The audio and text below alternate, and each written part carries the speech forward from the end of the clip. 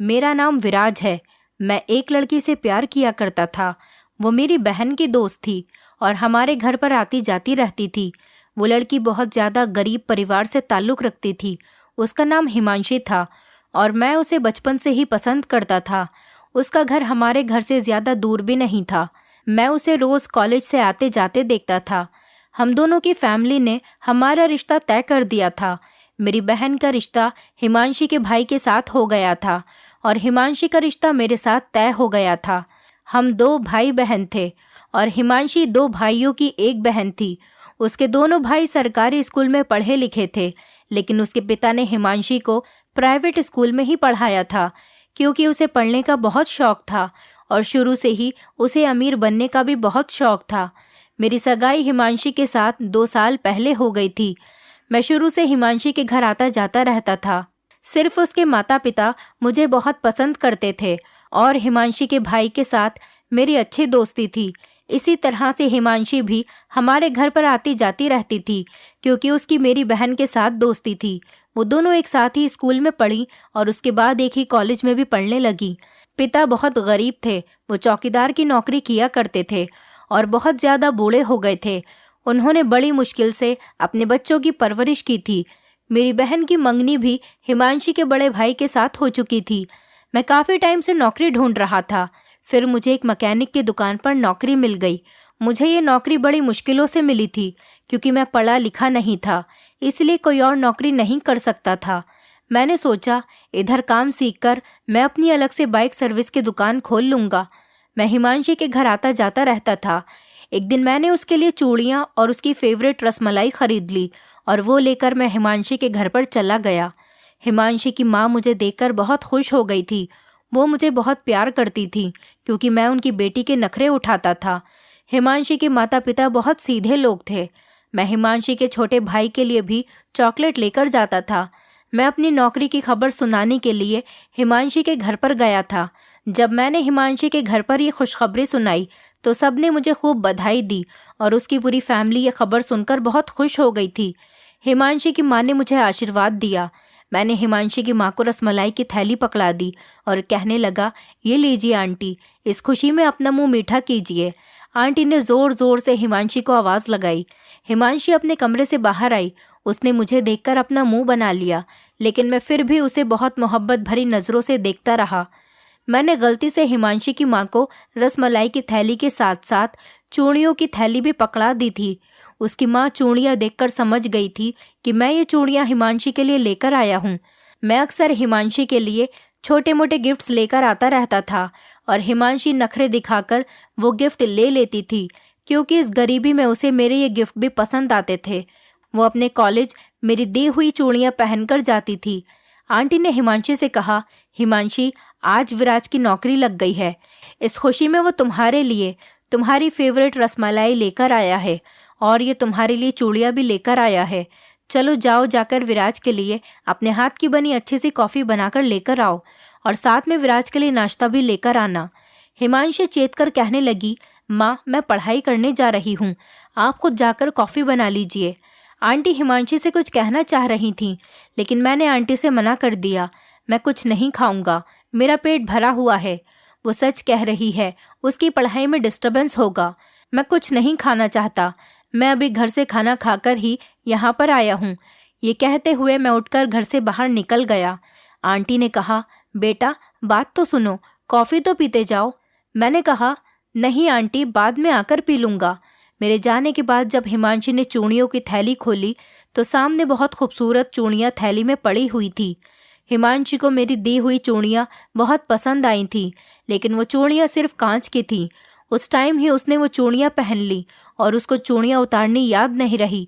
मैं अपना मोबाइल हिमांशी के घर भूल आया था। रास्ते में मुझे अपना मोबाइल याद आया तो मैं वापस हिमांशी के घर अपना मोबाइल लेने के लिए चला गया। मैं जब उसके घर पर गया तो हिमांशी ने मेरी दी हुई चूड़ियाँ अपने हाथों में पहन रखी थी। मैं उसके हाथों में चूड़ियाँ देखकर बहुत खुश हुआ था। मैं मुस्कुराकर कहने लगा, अच्छी है ना, तुम्हें पसंद आई? मुझे पता था तुम्हें चूड़ियाँ बहुत पसंद आएंगी। हिमांशी ने घमंड के साथ मेरी चूड़ियाँ हाथ से उतार दी और कहने लगी, मुझे इन कांच की चूड़ियों का कोई शौक नहीं, मुझे तो सोने की चूड़ियाँ चाहिए। अगर सोने की चूड़ियाँ लाते तो मैं और भी ज़्यादा खुश होती। फिर उसने चूड़ियाँ अपने घर की टेबल पर डाल दी। ये सुनकर मेरा दिल टूट गया था। ये सब हिमांशी की माँ देख रही थी और उसको गुस्से से घूर रही थी। अब हमारी फैमिली जल्द से जल्द हमारी शादी करना चाहती थी। हिमांशी का भाई तो मेरी बहन के साथ सगाई हो जाने पर बहुत ज़्यादा खुश था, लेकिन हिमांशी मुझसे शादी करने के लिए लगातार इनकार कर रही थी। लेकिन मैं हिमांशी के इनकार की कोई परवाह नहीं करता था, क्योंकि मैं तो उससे बहुत प्यार करता था। बस मैं किसी तरह से हिमांशी से शादी करना चाहता था। हिमांशी के लगातार इनकार करने पर उसकी माँ ने उसको खूब डांटा। उन्होंने उसको समझाया कि तुम कहीं की महारानी नहीं हो जो तुम्हारी शादी किसी राजकुमार के साथ की जाएगी। छोटे घर में रहने वाली लड़की होकर बड़े घर में रहने के सपने देखना छोड़ दो।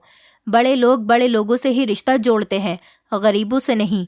तो उनसे हिमांशी कहती कि माँ, हम गरीब लड़कियां बड़े घर के लड़कों से शादी करने के सपने नहीं देख सकती क्या? मैं इतनी खूबसूरत हूँ, कॉलेज में लड़कियां मेरी खूबसूरती की तारीफ करती हैं, मगर आज तक किसी अमीर लड़के ने मुझे प्रपोज नहीं किया। ये बात कहकर हिमांशी रोने लगी। उसकी माँ ने उसे समझाया, देखो बेटी, भगवान किसी के साथ नाइंसाफ़ी नहीं करता।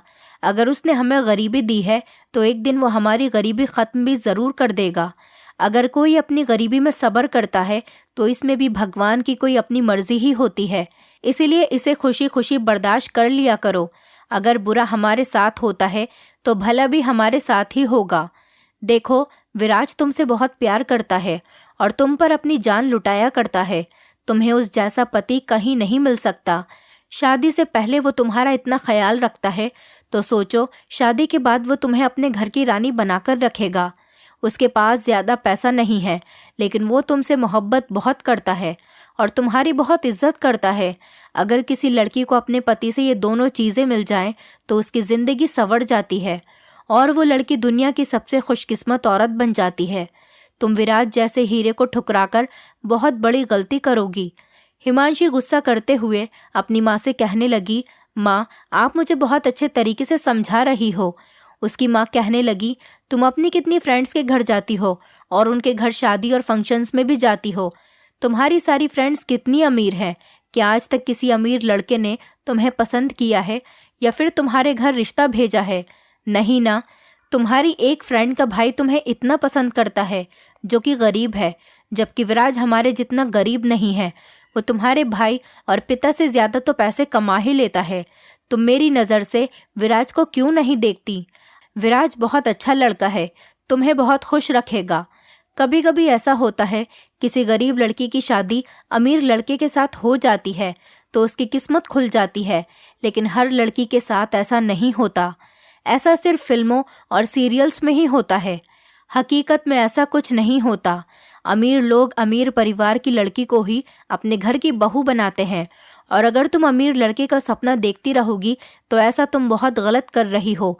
किसी अमीर लड़के के इंतज़ार में तो तुम बूढ़ी हो जाओगी और फिर तुम्हारी शादी किसी गरीब इंसान से ही हो जाएगी।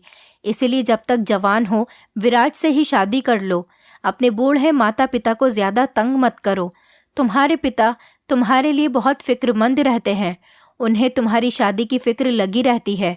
तुम्हारे ये नए नए शौक तुम्हारे पिता को उनके गरीब होने का बहुत एहसास दिलाते हैं। अरे बेटियां तो अपने माता पिता की मर्जी पर ही खुश हो जाती हैं, और जहां माता पिता इज्जत से रिश्ता तय कर देते हैं वहीं खामोशी से शादी कर लेती है। तुम्हें पढ़ाने लिखाने का क्या फ़ायदा? तुम तो पढ़ी लिखी होने के बावजूद भी अपने माता पिता को दुखी करती रहती हो। इतनी मुश्किलों से तुम्हारे पिता ने मेहनत करके तुम्हें प्राइवेट स्कूल में पढ़ाया, तुम्हें इतनी अच्छी शिक्षा दिलाई, लेकिन तुम तो हमें गरीब समझकर जलील करवाती रहती हो। अगले महीने तुम्हारी शादी की डेट फिक्स कर रही हूँ। सादगी से तुम्हारी शादी विराज के साथ हो जाएगी और विराज की बहन बहू बनकर हमारे घर पर आ जाएगी। बस अब मुझे कुछ नहीं सुनना। चुपचाप अपनी शादी करके अपनी ससुराल चली जाओ और अपना घर बसा लो। कोई राजकुमार तुम्हें लेने नहीं आने वाला है। जो मिल रहा है उसी में खुश रहना सीखो। हिमांशी अपनी माँ की बातों से बहुत तंग आ गई थी। उसने सोचा, ये लोग मेरी शादी किसी अमीर घर में नहीं होने देंगे, इसलिए चुपचाप विराज से ही शादी कर लेती हूँ और शादी होने के बाद मैं अपने सारे सपने ज़रूर पूरे कर लूँगी। ये माँ बाप तो हमेशा अपना बोझ अपनी बेटियों पर डाल देते हैं, लेकिन मैं ऐसा कुछ नहीं करूँगी। मैं लोगों की खातिर कुर्बान नहीं होना चाहती। मैं विराज से शादी भी इसीलिए करूँगी कि किसी अमीर आदमी से फिर से शादी कर सकूँ। दुनिया में बहुत सारे अमीर लड़के हैं, मेरा वाला भी ज़रूर दुनिया के किसी कोने में छुपा बैठा होगा। मैं सोशल मीडिया की मदद से अपने सपने को ज़रूर पूरा करूँगी। मेरे माता पिता मुझ पर जुल्म तो कर रहे हैं, लेकिन मैं इनको किसी अमीर लड़के से शादी करके ज़रूर दिखाऊंगी। शादी के बाद मैं विराज से तलाक ले लूँगी और फिर मुझे कोई नहीं रोक सकेगा। उसके बाद मैं इंस्टाग्राम पर अपना अकाउंट बनाऊंगी और उस पर अपनी फ़ोटोज़ और रील्स बनाकर अपलोड किया करूँगी। यहाँ पर माँ तो कभी ऐसे काम करने नहीं देती है। मैं विराज से शादी पर मुँह दिखाई में आईफोन लूँगी, फिर उस आईफोन से ये सारे काम करूँगी। इसी लालच में आकर हिमांशी ने अपनी माँ से शादी के लिए कह दिया कि मैं विराज से शादी करने के लिए तैयार हो गई हूँ। जब मुझे ये बात पता चली तो मैं बहुत खुश हो गया और फौरन हिमांशी के घर पहुँच गया। हिमांशी की माँ ने खुशी खुशी बताया कि वो शादी के लिए तैयार हो गई है। विराज ने पूछा, आंटी, क्या मैं इसी खुशी में हिमांशी से मिल सकता हूँ?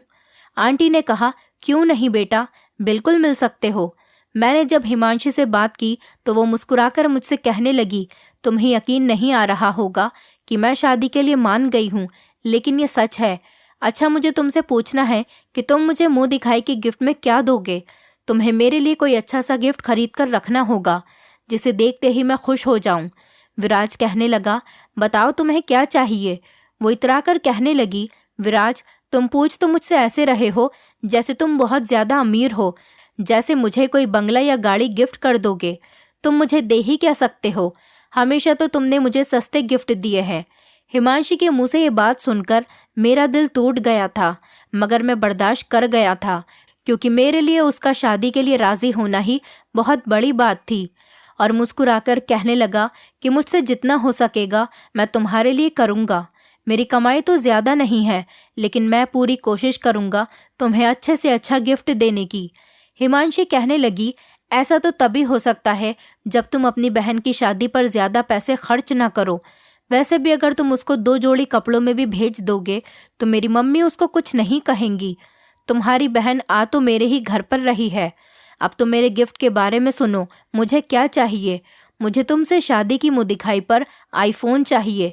बताओ, तुम मुझे आईफोन गिफ्ट कर सकते हो? मैं हिमांशी की बात सुनकर सोच में पड़ गया था।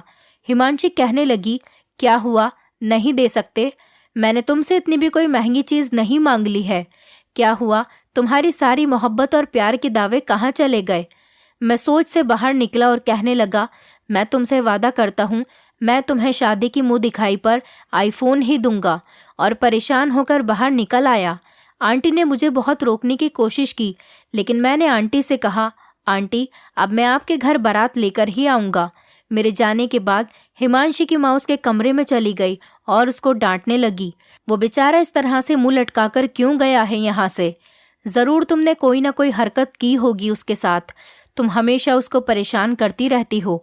अब तुम्हारी उसके साथ शादी होने वाली है, कुछ तो शर्म कर लिया करो। उसे अपनी माँ की बातों का भी बुरा नहीं लग रहा था और वो दिल ही दिल में मुस्कुरा रही थी।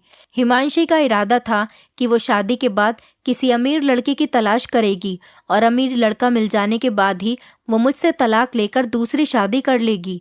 वो मुझे अपने काबिल नहीं समझती थी, लेकिन मैं बड़ा परेशान हो गया था।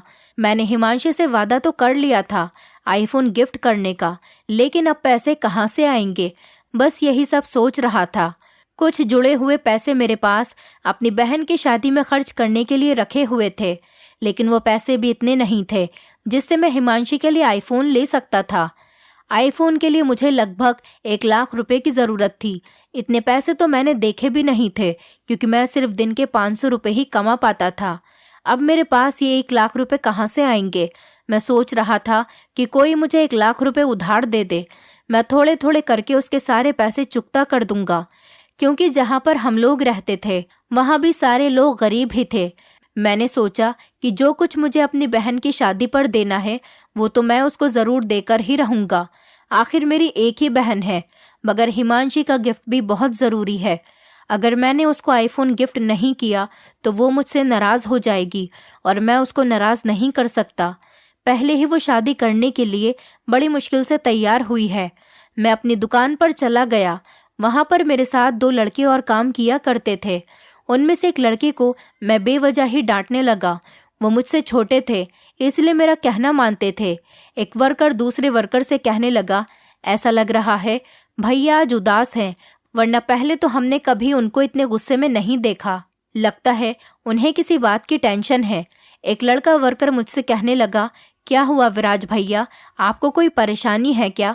मैंने कहा, हाँ परेशानी तो है, मुझे थोड़े पैसों की ज़रूरत है, लेकिन मुझे यहाँ पर नौकरी करते हुए अभी 2 महीने ही तो गुजरे हैं।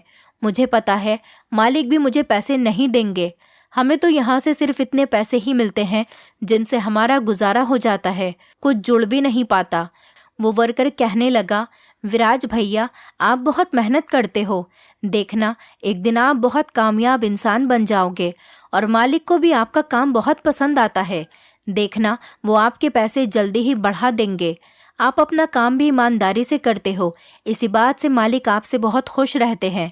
मैंने दोनों वर्कर्स से कहा, यार मुझे माफ़ कर देना, मैंने ज़रा गुस्से में तुम्हें डांट दिया, मुझे टेंशन हो रही है और अपना गुस्सा तुम लोगों पर निकाल दिया। वो दोनों लड़के कहने लगे, कोई बात नहीं भैया, हमने आपकी बात का बुरा नहीं माना, आप तो बहुत अच्छे इंसान हो। उन लड़कों ने मुझसे पूछा कि भैया वैसे आप क्यों परेशान हो, अगर कोई परेशानी है तो हमें बताओ, शायद हम ही आपके कोई काम आ सके। मैंने कहा, दरअसल मुझे थोड़े पैसों की ज़रूरत है, मुझे कुछ पैसे उधार चाहिए, कोई ऐसा हो जो मुझे उधार पैसे दे सके, मैं थोड़े थोड़े करके उसके पैसे उसको वापस कर दूंगा। एक वर्कर कहने लगा, भैया जी एक बनिया है, सूद पर पैसे देता है, लेकिन उसे अपने पैसे टाइम पर वापस चाहिए होते हैं। अगर आप कहो तो मैं उससे आपको मिलवा देता हूँ। मैंने खुश होकर कहा कि ठीक है, तुम मुझे रात को उसके पास लेकर चलना। काम से फ्री हो जाने के बाद मैं उस वर्कर के साथ बनिए से मिलने के लिए चला गया। उसने अपनी जान पहचान होने की वजह से बिना किसी चीज़ को गिरवी रखे ही मुझे बनिए से पैसे दिलवा दिए। मैं बहुत खुश हो गया था। मैंने पैसे हाथ में आते ही सबसे पहले हिमांशी के लिए आईफोन ख़रीद लिया और खुशी इतनी थी कि मैं सबसे पहले उसके घर उसको मोबाइल दिखाने के लिए चला गया। वो इतना खुश हुई कि वो अपने हाथ से मेरे लिए पकौड़े बनाकर लेकर आई और साथ साथ चाय भी बनाई। वो मुझसे कहने लगी, विराज अभी हमारी शादी के बहुत दिन हैं और मुझसे सब्र नहीं होगा, तुम क्या ये आईफोन मुझे अभी दे सकते हो? मैंने सोचा क्या फ़र्क पड़ता है, अभी ही दे देता हूँ। वैसे भी मुझे ये आईफोन गिफ्ट तो हिमांशी को ही करना था, अभी दूं या बाद में, चीज़ तो हिमांशी की ही है। वो बेचारी कितनी खुश हो रही है। मुझे लगता है कि शादी के बाद भी वो मेरे साथ इतनी ही खुश रहेगी। मैंने कहा, हिमांशी इस मोबाइल के बारे में तुम किसी को भी मत बताना, वरना कभी मेरी बहन को लगे कि मैंने कभी उसे मोबाइल गिफ्ट नहीं किया और अपनी पत्नी को शादी होने से पहले ही दे दिया। हिमांशी ने अपनी आंखों में बल चढ़ाते हुए कहा, कोई बात नहीं, वो भी शादी के बाद भैया से मांग सकती है। ये बात सुनकर मैं उदास हो गया। जब हिमांशी ने मेरी तरफ देखा कि मेरा मूड खराब हो गया है, तो वो कहने लगी, तुम परेशान क्यों होते हो? भैया भी शादी के बाद अच्छा काम करेंगे तो वो भी अपनी पत्नी को आईफोन ही गिफ्ट कर देंगे, और मैं इस मोबाइल के बारे में घर पर बता दूंगी कि मेरी कॉलेज के फ्रेंड ने मुझे ये गिफ्ट किया है, वो बहुत अमीर है। इस बात पर मेरी फैमिली में कोई भी कुछ नहीं कहेगा। मैंने हिमांशी को उसका मोबाइल दे दिया और मैं उदास होकर अपने घर वापस लौट आया। कुछ दिनों बाद मेरी और हिमांशी की शादी हो गई और मेरी बहन भी हिमांशी के घर दुल्हन बनकर चली गई। मैं हिमांशी से शादी होने पर बहुत ज़्यादा खुश था। आखिर मुझे मेरी मोहब्बत मिल गई थी। मैं जिस लड़की की ख्वाहिश करता था, आज वो मेरी पत्नी बनकर मेरे सामने बैठी हुई थी। मैं उससे बहुत प्यार करता था। शादी के शुरू के दिनों में तो हिमांशी भी मेरे प्यार के आगे हार गई थी, मगर फिर धीरे धीरे उस पर अमीर बनने का भूत सवार हो गया। हमारी खुशियाँ डबल हो गई थी। कुछ दिनों बाद पता चला कि हिमांशी प्रेग्नेंट है और 9 महीने पूरे होने के बाद उसने एक प्यारी सी बेटी को जन्म दिया। हम दोनों पति पत्नी अपनी बेटी से बहुत ज़्यादा प्यार किया करते, लेकिन बच्चा पैदा होने के बाद भी उसका ये शौक़ ख़त्म नहीं हुआ, बल्कि उसका अमीर बनने का शौक़ और ज़्यादा बढ़ गया था। वो अपनी बेटी के फ्यूचर के बारे में ज़्यादा सोचने लगी थी, बस हमेशा अमीर बनने के सपने देखती रहती थी। हिमांशी की माँ ने भी उसको समझाया, अगर तुम्हें अमीर बनना है तो तुम खुद भी नौकरी कर सकती हो, बच्ची के फ्यूचर की इतनी ही ज्यादा फिक्र है तो खुद नौकरी करो और उसकी परवाह करो। विराज को भी कुछ सहारा हो जाएगा। वो तुम्हारे लिए कितनी मेहनत करता है, फिर भी तुम्हारा अमीर बनने का भूत नहीं उतरता। तुम्हें खुश रखने के लिए वो सुबह सवेरे ही घर से काम करने के लिए निकल जाता है और रात को देर रात तक घर वापस लौटता है और कहता है कि शादी पर जो पैसे खर्च किए थे उनका कर्ज उतार रहा हूँ। हिमांशी गुस्से में आकर अपनी माँ से कहती थी, मैंने एजुकेशन इसलिए नहीं की थी कि मैं नौकरी करूँ। मैंने इतनी ज़्यादा पढ़ाई लिखाई इसलिए की थी ताकि मैं किसी अमीर परिवार की बहू बन सकूं। उसकी माँ ने उसको डांटते हुए कहा, तुम्हें शर्म नहीं आती? अब तुम एक बच्चे की माँ बन चुकी हो। अब ये अमीर बनने के सपने तुम देखना बंद कर दो तो ही तुम्हारे लिए अच्छा होगा। अब तुम अपने बच्चे के फ्यूचर के बारे में सोचना चाहती हो तो फिर चुपचाप अपना घर बसाए रहो। वो घमंड से कहती कि अब तो मेरा अपनी बेटी के लिए अमीर होना और भी ज्यादा जरूरी हो गया है ताकि अपनी बेटी का फ्यूचर सिक्योर कर सकूं और उसकी आने वाली जिंदगी मेरी तरह इस गरीब घर में न गुजरे, बल्कि वो ऐश करे। वो मेरी बेटी को मेरी माँ के पास भी नहीं जाने देती थी।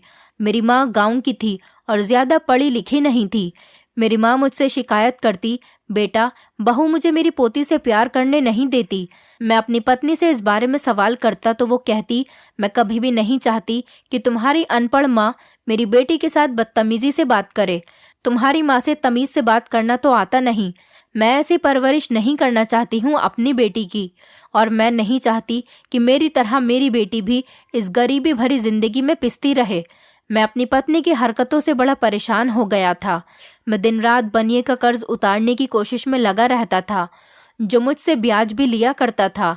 घर आता तो माँ मुझे बातें सुनाती और वो मुझसे कहती कि तुम्हारी पत्नी घर में कोई काम नहीं करती है और ना ही मुझे मेरी पोती को देती है।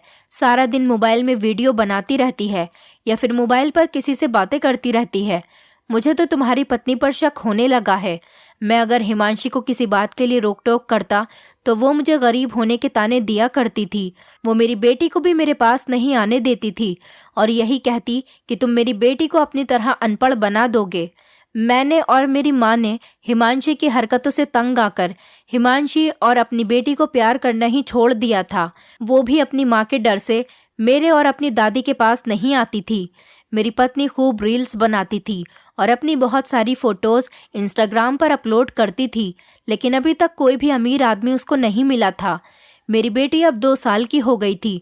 बस हमेशा वो गुस्सा करती रहती थी और किसी तरह से मेरे घर से निकलना चाहती थी।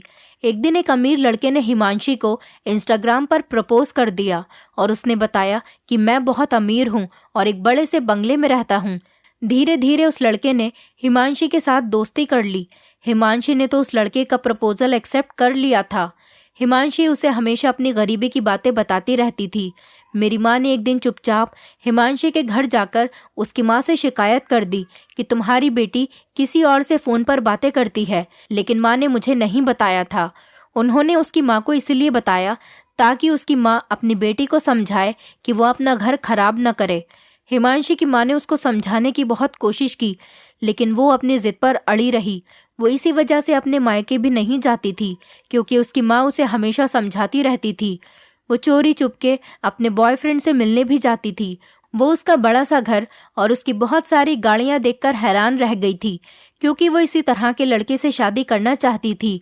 उस लड़के ने उसे अपना पूरा घर दिखाया और कहने लगा, तुम अपने पति से डिवोर्स लेकर मुझसे शादी कर लो, तुम इस घर में हमेशा ऐश करोगी। हिमांशी ने उसके आगे शर्त रखी, तुम्हें मेरे साथ साथ मेरी बेटी को भी एक्सेप्ट करना होगा। वो उसको अपनी बातों में लेने की कोशिश कर रहा था। कहने लगा, बिल्कुल मैं तुम्हारी बेटी को भी एक्सेप्ट कर लूंगा। तुम जल्द से जल्द अपने पति से डिवोर्स लेकर मेरे पास आ जाओ। अब मैं तुमसे और ज्यादा दूर नहीं रह सकता। हिमांशी ने रोज रोज मुझसे किसी न किसी बात पर झगड़ा करना शुरू कर दिया क्योंकि वो मुझसे तलाक लेना चाहती थी, लेकिन मैं उसके लड़ाई झगड़े को भी कभी भी ज्यादा दिल पर नहीं लेता था क्योंकि मैं उससे बहुत प्यार करता था। एक दिन वो रात के अंधेरे में अपनी बेटी को लेकर घर से भाग गई। मैं सोकर उठा तो देखा बिस्तर पर हिमांशी और मेरी बेटी मौजूद नहीं थे। मैं और मेरी माँ हमने पूरे घर में हिमांशी को तलाश किया, लेकिन वो हमें घर में कहीं नजर नहीं आई। मैंने हिमांशी के घर भी फोन करके पूछा तो वो लोग भी घबरा गए और हमारे घर पर आ गए। हिमांशी का फ़ोन ट्राई कर रहे थे, लेकिन उसका नंबर स्विच ऑफ जा रहा था। 2 दिन तक हम बहुत परेशान रहे। 2 दिन बाद हिमांशी ने मुझे खुद ही कॉल की। जैसे ही उसकी कॉल आई, मैंने मोबाइल का स्पीकर ऑन कर दिया। हिमांशी ने कहा, तुम मुझे ज़रूर तलाश कर रहे होगे और मेरी फैमिली को भी बुला लिया होगा। मेरे हाथ से हिमांशी की माँ ने मोबाइल छीन लिया और वो गुस्से से कहने लगी, आवारा लड़की, कहाँ हो तुम? यहाँ पर हम लोग तुम्हारे लिए परेशान हो रहे हैं। हिमांशी कहने लगी, आप लोगों को मेरे लिए परेशान होने की कोई ज़रूरत नहीं। आप लोगों ने मेरी शादी इस विराज जैसे गरीब लड़के के साथ कर दी और मेरी किस्मत को फोड़ दिया। मगर अब मैं इस गरीबी भरी जिंदगी से तंग आ गई थी और मैं इस गरीब विराज के साथ और ज़्यादा नहीं रह सकती थी। मैंने अपने सपनों को पूरा कर लिया है, बल्कि मैंने एक अमीर लड़का ढूंढ लिया है। आप लोग तो मेरे लिए अमीर लड़के का रिश्ता तलाश नहीं कर सके, मगर मैंने तलाश कर लिया। वो लड़का बहुत ज़्यादा अमीर है और मुझसे बहुत प्यार करता है। वो अमीर लड़का मेरी बेटी के साथ मुझे एक्सेप्ट करने के लिए तैयार है। मैं अब और ज़्यादा गरीबी भरी ज़िंदगी नहीं गुजार सकती। मुझे विराज से तलाक दिलवाकर मुझे आज़ादी दिलवा दो। मैं उसकी कैद में नहीं रहना चाहती, ताकि मेरे अच्छे दिन शुरू हो जाएं। ये सब सुनकर मेरा दिल टूट गया था और मेरी आंखों से आंसू आ रहे थे। मुझे हिमांशी से ऐसी उम्मीद नहीं थी कि वो इस हद तक गिर सकती है। मैंने सबके सामने कहा, आप सब लोग इसकी बातों के गवाह हैं। मैंने हिमांशी से कहा, तुम कहाँ हो? मैं तुम्हारे पास तलाक के पेपर्स भिजवा देता हूँ। मैं तुम्हें तलाक देता हूँ। तुम अब मुझसे आज़ाद हो। सारे घर वाले रो रहे थे। यहाँ तक कि हिमांशी के पिता भी बहुत शर्मिंदा हो रहे थे, क्योंकि उनकी बेटी ने उनकी इज्जत को रौंद डाला था। मेरी माँ भी बुरी तरह से रो रही थी। मैं अपनी माँ के करीब गया और कहने लगा, जिस लड़की ने मेरी माँ को इतना परेशान किया, मैं उस लड़की को और ज़्यादा बर्दाश्त नहीं कर सकता। हिमांशी के माता पिता ने मेरे सामने हाथ जोड़कर मुझसे माफ़ी मांगी और कहने लगे कि अपनी बेटी की तरफ से हम तुमसे माफ़ी मांगते हैं, लेकिन हमें तुमसे कोई शिकायत नहीं है। तुम हमेशा हमारे लिए हमारे बेटे की तरह रहोगे। मैं उन लोगों के सामने बहुत रो रहा था। उन्होंने कहा, चुप हो जाओ बेटा, वो लड़की ही तुम्हारे काबिल नहीं थी। मैंने हिमांशी को डिवोर्स के पेपर भिजवा दिए थे और उसे आज़ाद कर दिया था।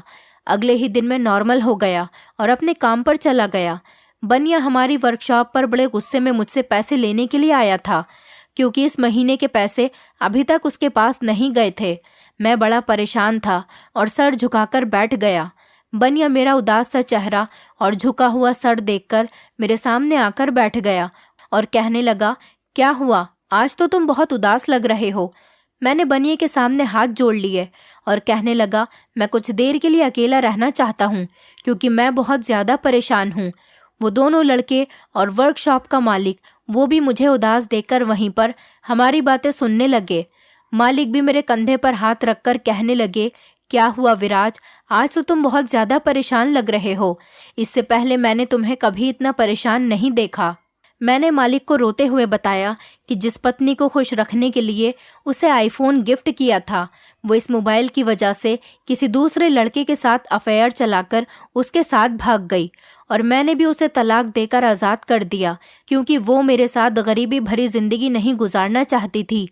ये कहते हुए मैं रोने लगा, क्योंकि मेरा मालिक भी ये बात जानता था कि मैं कर्ज उतारने के लिए दिन रात मेहनत करता हूँ। मैंने बनिए से कहा कि मुझे थोड़ा और वक्त दे दो, मैं तुम्हारे पैसे चुकता कर दूंगा। मैं जानता हूँ कि तुम मुझसे पैसे लेने के लिए और मुझे बेइज्जत करने के लिए यहाँ पर आए हो। बनिए ने अपना सर पकड़ लिया और उसकी आंखों में भी आंसू आ गए।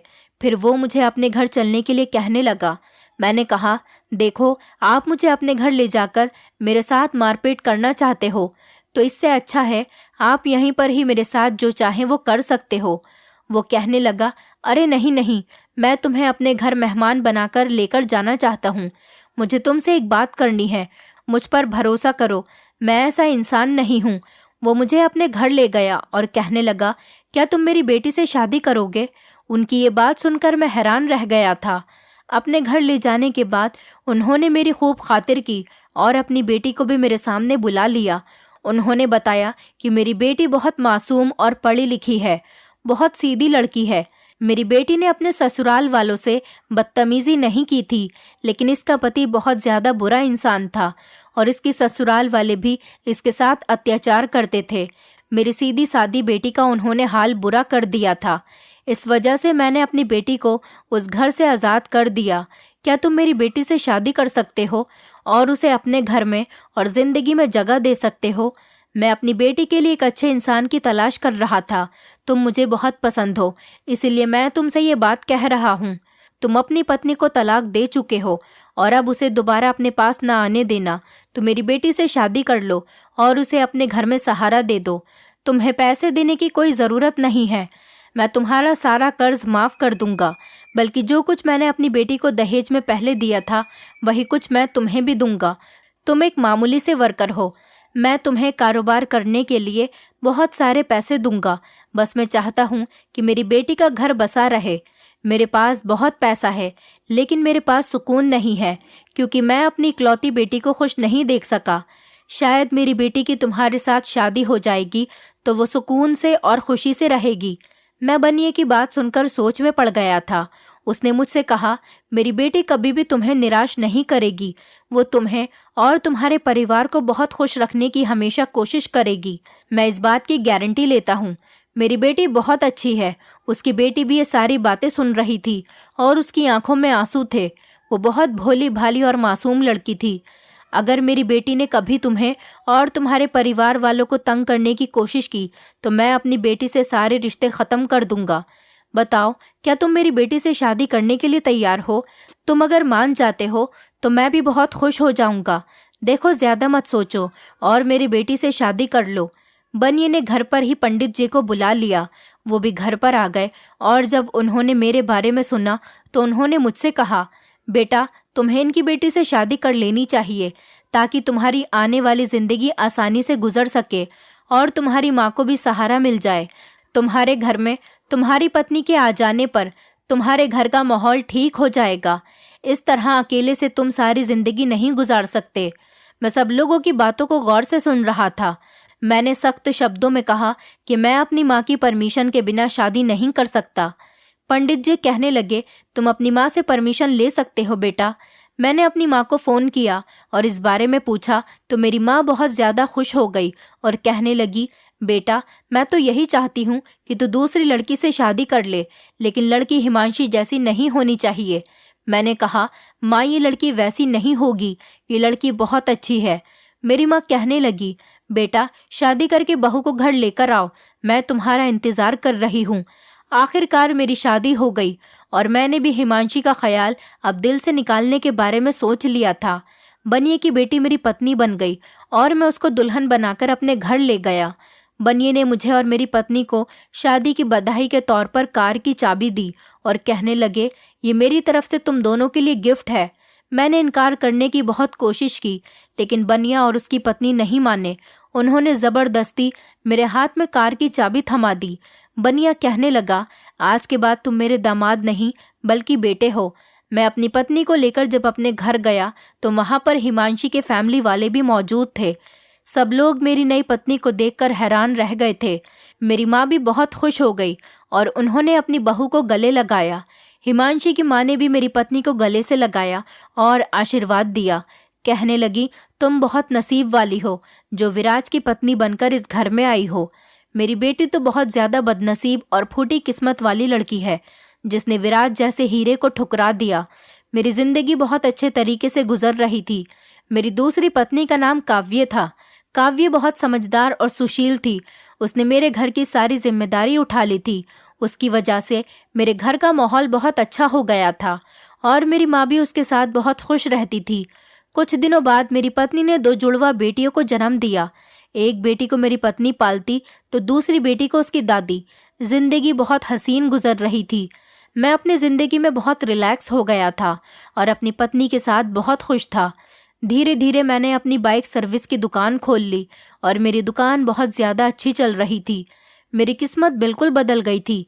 मेरी पत्नी काव्या के कदम जब से मेरे घर में आए थे, मेरे घर के हालात पूरी तरह से बदल चुके थे और गरीबी दूर होने लगी थी। अच्छे दिन शुरू हो गए थे। हिमांशी को भी अपने किए की सज़ा मिल गई थी। हिमांशी के घर वालों ने उससे सारे संबंध खत्म कर दिए थे।